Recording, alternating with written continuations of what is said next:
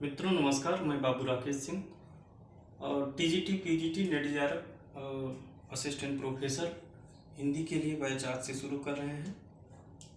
और संस्कृत के लिए भी व्याकरण और साहित्य टीजीटी के लिए, संस्कृत में केवल टीजीटी के लिए और हिंदी में टीजीटी पीजीटी नेट जेआरएफ एवं असिस्टेंट प्रोफेसर तक के लिए ग्रामर और साहित्य दोनों सिलेबस शुरू कर रहे हैं। हमारे यूट्यूब चैनल और बाबू राकेश सिंह हिंदी टेक में आपका स्वागत है। आप उसको लाइक करिए और सब्सक्राइब करिए, धन्यवाद। तो मित्रों, आज हम लोग पढ़ते हैं संधि।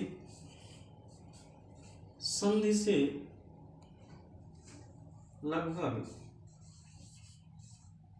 कुल 3 प्रश्न आता है। संधि से 3 प्रश्न आता है। टीजीटी में 3 प्रश्न अनिवार्य रूप से आता है और हम ये ट्रिक से पढ़ाएंगे और आपको पानी बना देंगे।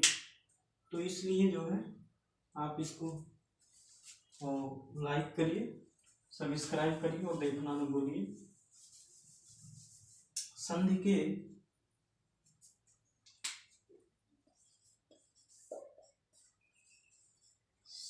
के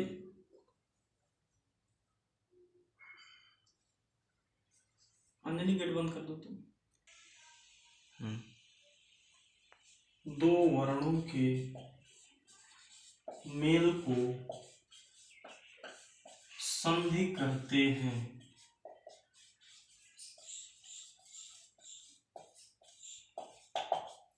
अब मित्रों, वर्ण क्या है? वर्ण 2 है, एक होता है स्वर, दूसरा व्यंजन। तो ये जो स्वर और व्यंजन के जितने भी भेद और प्रभेद हैं, ये सभी वर्ण हैं और इन्हीं वर्णों के मेल से संधि बनती है। संधि के 3 भेद होते हैं। पहला है स्वर संधि, दूसरा व्यंजन संधि और तीसरा है विसर्ग संधि। हिंदी में स्वर संधि के 5 भेद होते हैं, जबकि संस्कृत में स्वर संधि के 8 भेद होते हैं। तो स्वर संधि के जो भेद हैं वो हैं दीर्घ संधि, गुण संधि, यण संधि, अयादि संधि, वृद्धि संधि,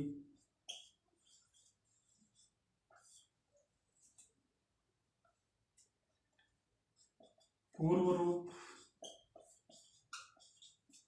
पर रूप एवं प्रकृति भाव संधि। प्रकृति भाव, ये तो हुई सब संधियों के भेद, ये हो गए संधियों के भेद। अब स्वर संधि है क्या? जब स्वर के बाद, जब किसी स्वर के बाद किसी स्वर का मेल होता है तो वहां पर स्वर संधि होती है। अब मित्रों, अब हम शुरू करेंगे क्या कहते हैं टीजीटी और पीजीटी में। आप देखिए सबसे ज्यादा क्या पूछता है, न तो ये पूछेगा न तो ये पूछता है। ये तो पीजीटी में पर रूप, पूर्व रूप, ये पीजीटी के सिलेबस में है, टीजीटी के सिलेबस में नहीं है ये, और ये भी नहीं है टीजीटी पीजीटी में। वृद्धि संधि से नहीं पूछता, अयादि से पूछता है टीजीटी।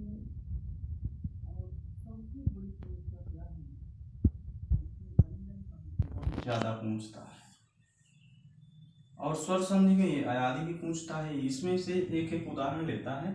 तो कुल मिला के टीजीटी में 3 प्रश्न जो है, यानी कि 12 नंबर, 3 प्रश्न 125 में टीजीटी में जो है किसका रहता है? संधि का रहता है। तो चलिए ट्रिक के माध्यम से 2 मिनट में आपको हम पानी बनाते हैं। देखिए कैसे मित्रों।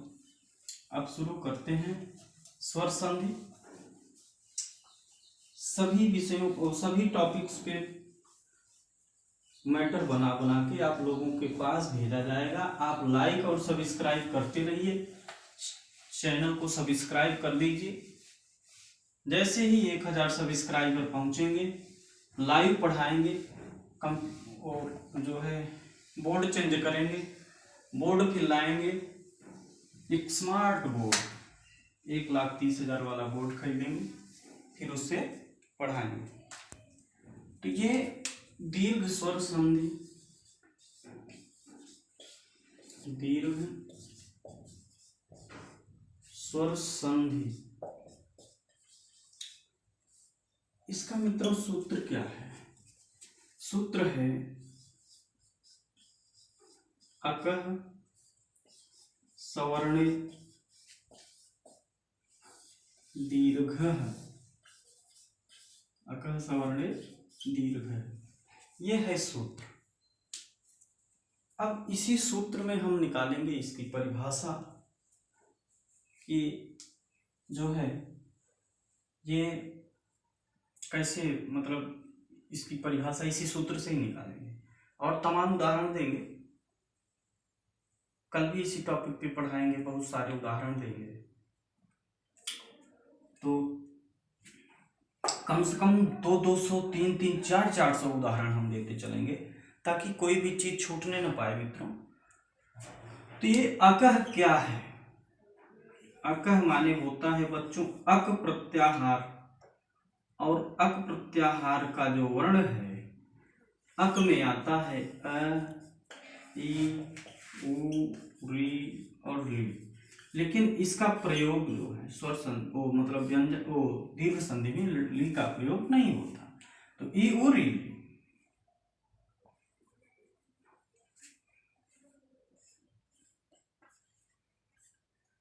तो अब अकः में आता है अ, ई, उ और री। सवर्णे, सवर्णे का मतलब क्या होता है? समान। सवर्ण माने समान, दीर्घ माने बड़ा, अर्थात अक यानी कि अ, ई, उ और री, चाहे ह्रस्व अ या ह्रस्व ई या दीर्घ अ या दीर्घ ई या ह्रस्व उ या दीर्घ उ या ह्रस्व री या दीर्घ री के बाद कोई सवर्णे, सवर्णे का मतलब कोई समान स्वर आए तो वहां पर दीर्घ, दीर्घ माने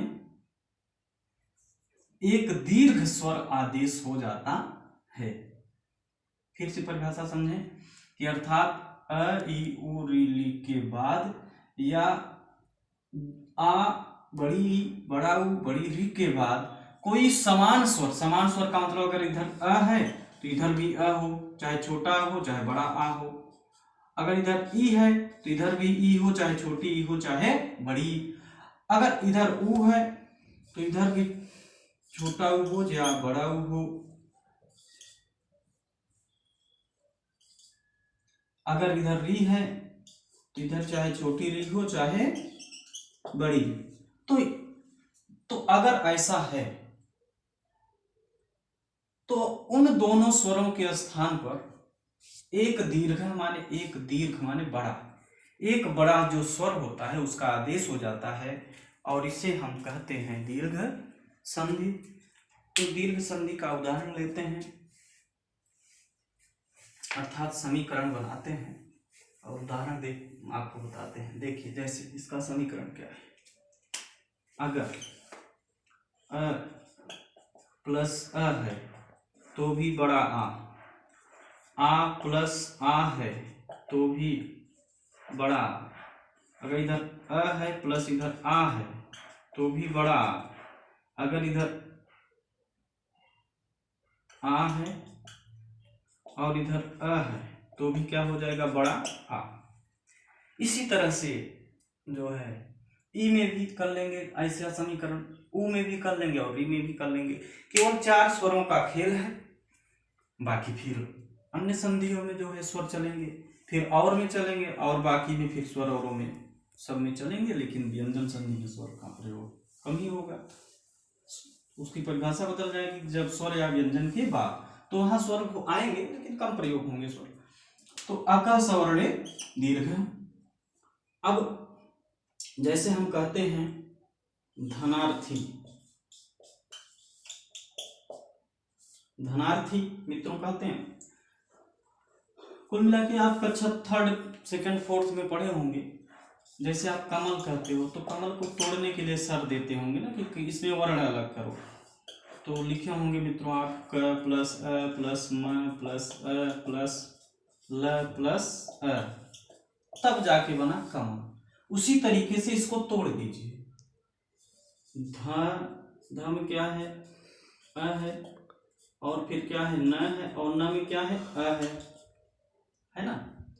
तो इसका संधि विच्छेद क्या होगा, धन प्लस अर्थी वाले संधि विच्छेद करेंगे, धन प्लस अर्थी, धनार्थी। अब यहां पे तोड़िए, ध में अ है, बाद में है न, और न में क्या है अ, अब बाद में क्या है, अर्थी, बाद में है अर्थी। तो ये अब यहाँ पे क्या करना है, धन प्लस अर्थी। धन को, अर्थी माने चाहने वाला, अर्थी के 3 अर्थ होते हैं, एक तो चाहने वाला, एक अर्थी मतलब जो है अर्थी उठती है डोली किसी की मृत्यु पर, है ना। तो ये जो है यहाँ पे अ है और बाद में भी अ है। तो कुल मिला के इसका ट्रिक है, समझ लीजिए कि समान स्वर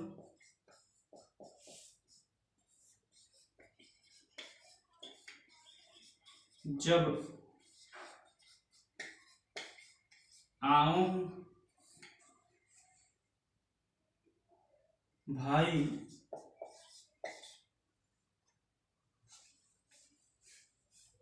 समान स्वर जब आऊं, समान स्वर जब हो इकट्ठा, इकट्ठा तो दीर्घ संधि तुम जानो पट्ठा,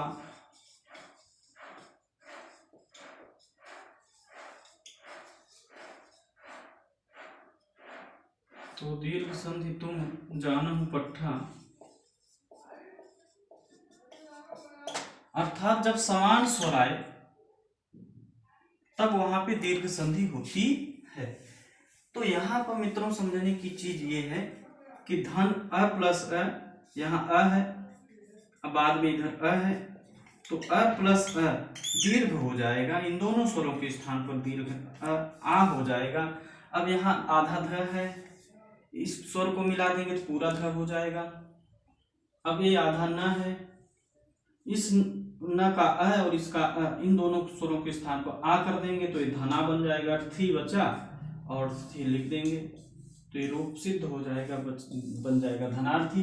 तो मित्रों इसी तरह से विद्यार्थी, तो विद्या प्लस अर्थी। अब यहाँ विद्या में आ है, अब बाद में अ है, तो इन दोनों स्वरों के स्थान पर जो है आ आदेश हो जाएगा, तो ये बन जाएगा विद्यार्थी। जैसे आप कहते हो विद्यालय, विद्यालय, तो विद्या प्लस आलय। तो यहाँ विद्या में आ है, अब बाद में भी आ है, तो आ प्लस आ दोनों के स्थान पर एक दीर्घ बड़ा आ कर देंगे। जैसे आप कहते हो पुस्तकालय, पुस्तकालय, पुस्तक प्लस आलय। यहाँ क में अ है, बाद में आ है, तो दोनों स्वरों के स्थान पर एक आ बन करके ये बन जाएगा आपका पुस्तकालय।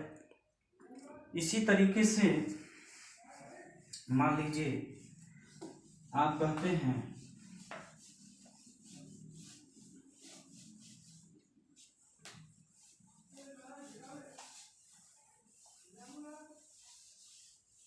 जैसे आप कहते हैं परमानंद, परम प्लस आनंद, यहाँ म में अ है, बाद में आ है, तो दोनों के स्थान पर एक आ हो जाएगा और एक हो जाएगा परमानंद। जैसे आप कहते हैं, मान लीजिए परमात्मा, तो परम प्लस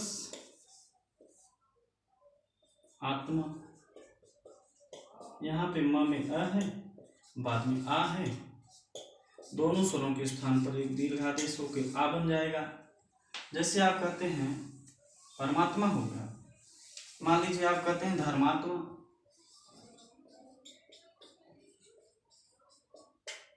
धर्म प्लस आत्मा,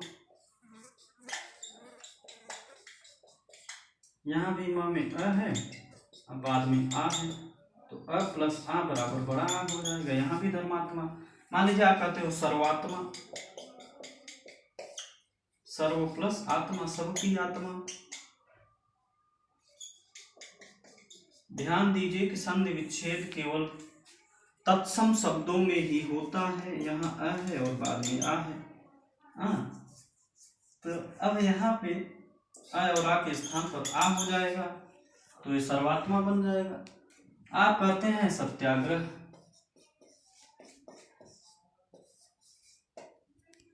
सत्य प्लस आग्रह। अब यहाँ पे य में अ है और बाद में आ है, तो अ और आ के स्थान पर हो जाता है आ, और ये बन जाता है सत्याग्रह।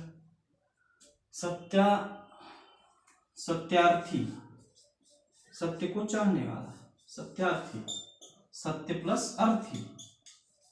यहाँ भी य में है अ, क्योंकि सभी व्यंजन में स्वर जुड़े होते हैं मित्रों, इसलिए य में क्या है अ है, बाद में क्या है अ है, तो ये बन गया सत्यार्थी। इन दोनों स्वरों के स्थान पर आ हो गया तो सत्यार्थी। इसी तरीके से मान लीजिए आप कहते हैं पुस्तकालयाध्यक्ष, पुस्तकालय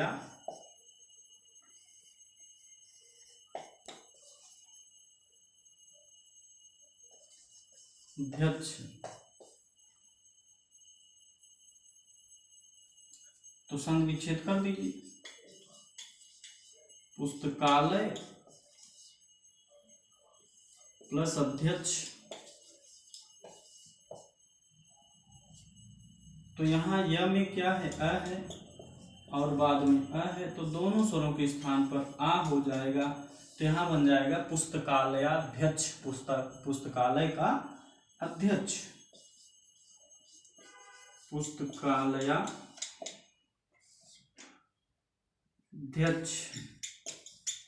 इस तरीके से जो है कई ऐसे उदाहरण हैं कि जो है ना, तो इस तरीके से कई ऐसे उदाहरण हैं मित्रों। बस आज के लिए इतना ही, बाकी फिर कल